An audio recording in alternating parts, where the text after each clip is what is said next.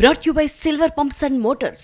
Top quality और consistent performance के लिए सिर्फ सिल्वर पंप्स नाम याद रखना. కేంద్ర ప్రభుత్వంపై మంత్రి పొన్నం ప్రభాకర్ తీవ్ర ఆగ్రహం వ్యక్తం చేశారు. ఉన్న పలంగా తెలంగాణకి సైనిక్ స్కూల్ మంజూరు చేయాలన్నారు. లేదా తెలంగాణ విద్యార్థులకి ఏపీలో లోకల్ కోటా వర్తింప చేయాలన్నారు.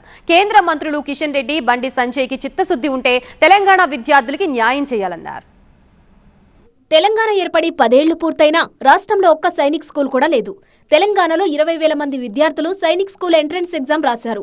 అయితే ఆంధ్రప్రదేశ్ ప్రభుత్వం తెలంగాణ విద్యార్థులకు లోకల్ కోటా ఎత్తేసింది. తెలంగాణ పిల్లలు దాదాపు 20,000 మంది సైనిక్ స్కూల్ అడ్మిషన్ కొరకు పరీక్ష రాసేటువంటి వాళ్ళకు ఆంధ్రప్రదేశ్ విభజన జరిగిన స్కూల్ ఇక్కడ లేదు కాబట్టి స్థానికత్వం తీసుకున్నారు. కానీ ఇప్పుడు కొత్తగా గత నెల వారికి స్థానికత్వ అవకాశం లేకుండా ఒక కొత్త విధానం తీసుకొచ్చారు. దీనివల్ల తెలంగాణలో ఉన్న 20,000 మందికి నష్టం జరుగుతోంది.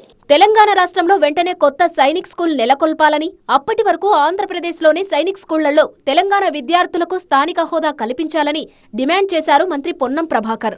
సైనిక్ స్కూల్ తెలంగాణ ఏర్పాటు చేయండి, లేదా ఇప్పుడు ఆ స్కూల్ ఏర్పాటయ్యేంత వరకు ఏపీలో స్థానికత్వం ఇవ్వాల్సినటువంటి 2 న్యాయమైన డిమాండ్లు. నేను అదేవిధంగా బీజేపీకి ప్రాతినిధ్యం వహిస్తున్న కిషన్ రెడ్డి గారు, బండి సంజయ్ గారు మీ నియోజకవర్గం ఉస్నాదులు పెట్టండి, స్థలం వెంటనే మీరు ఓకే అంటే మీకు 48 గంటల beautiful land for Sainik school ఎంత రిక్వైర్మెంటో అంత ఇప్పిస్తాం.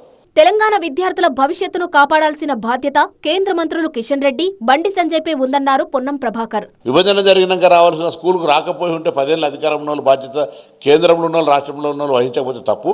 ఇప్పుడు నేను ఒక మాట మాత్రం కేంద్ర ప్రభుత్వానికి చెప్తాను, మీరు ప్రపోజల్ స్కూల్కు సంబంధించి ఏది ఉన్నా తెలంగాణ ప్రభుత్వం 48 అవర్స్ రిజాల్వ్ చేసి మీకు ఇప్పించే బాధ్యత మా ముఖ్యమంత్రి గారి మాది. రేవంత్ సర్కార్ నిర్లక్ష్యం వల్లే ఏపీ ప్రభుత్వం తెలంగాణ విద్యార్థుల స్థానిక కోటా ఎత్తేసిందని మండిపడ్డారు బీఆర్ఎస్ మాజీ ఎంపీ వినోద్ కుమార్. సీఎంగా రేవంత్ బాధ్యతలు చేపట్టాక తాను సైనిక్ స్కూల్ గురించి లేఖ రాస్తే హేళన చేశారని గుర్తు చేశారు. అప్పుడే మేల్కొని ఉంటే తెలంగాణ విద్యార్థులకు న్యాయం జరిగి ఉండేదన్నారు ఆయన.